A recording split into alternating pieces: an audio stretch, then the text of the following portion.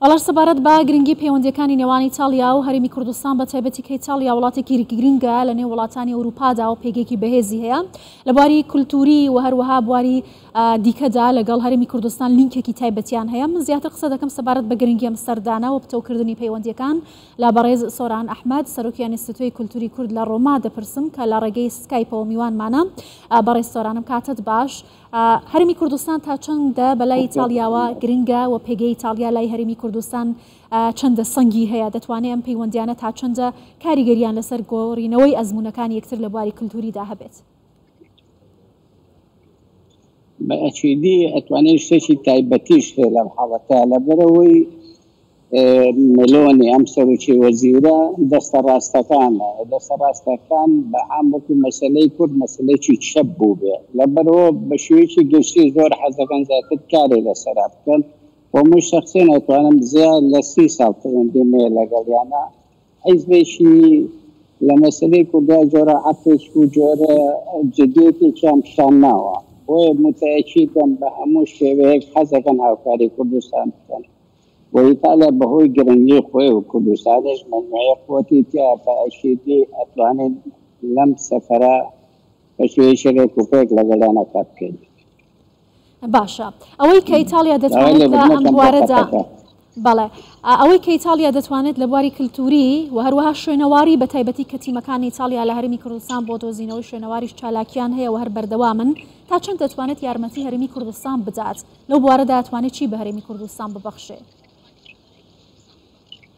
بأكيدي بشيني تاريخ الذي كود يعني مستقبله يبقى لراستيها وطبعا زور قرنك كود خوشي كارثة كود خوشي خير بيت وكود إسفادة ليتاجرك وإيطاليا بعملاتها زور كراويل وروانو دوهم بحكم أي ولاتي تنها ولاتي صناعية وأنا مبلنا على الماء كهزاران ومليونها شركاتي أتواني براسي بشوشي وردي لقل كردستان كاركم بشيتي كردستان قوي برنامج جدات اللي هو مستقبلي كود بەڵێ بەڕێزت سەرۆکی ئینستیتوتی کولتوری کوردیت لە ڕۆما ئەم ئینستیتوتە تا چەند دەتوانێت ئەو لینکە بەهێزە دروست بکات لە بینی هەرێمی کوردستان و هەروەها ئیتالیا چۆن پاڵپشتی بەهێزکردنی ئەم هەنگاوانەی هەرێمی کوردستان دەکات لە نێو خاکی وڵاتەکەیدا؟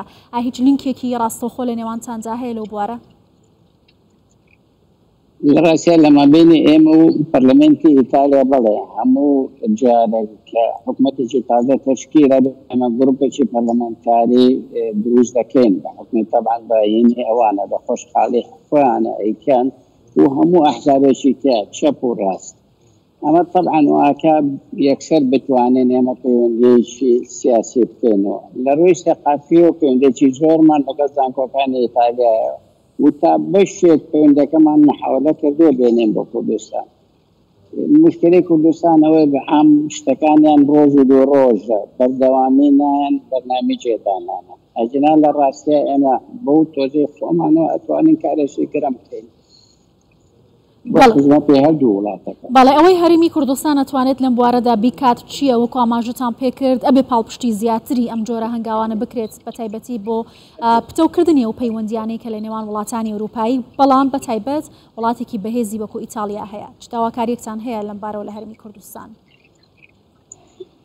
یەکەم هەرێمی کوردستان بلەو کاتۆ کوردستان وڵاتێکی کوشتوکاڵە بەڕاستی بەس بە کوشتوکاڵ ئەتوانێت بژێ و ئیتالیا باشترین پارتنەرە بووی. أما دوهم سياحات أو دولمانية سياحة الجيولوجية لكردستان بروات عنها بين لرجنية وزمانات كويسان بصاحبها كخدماتهم كرجال ودابني سهم بيولي زانكوتان زانكو إيطالي بعملة شكراوة بقول لزورو يتم ماركت الاقتصاد والسياسي أتوانا دولة شجرية بين الكوميسيون الأوروبي مجموعة بوجيدان بس هذا إيش لسه فكرة بوي أم برنامجنا نتيجة به.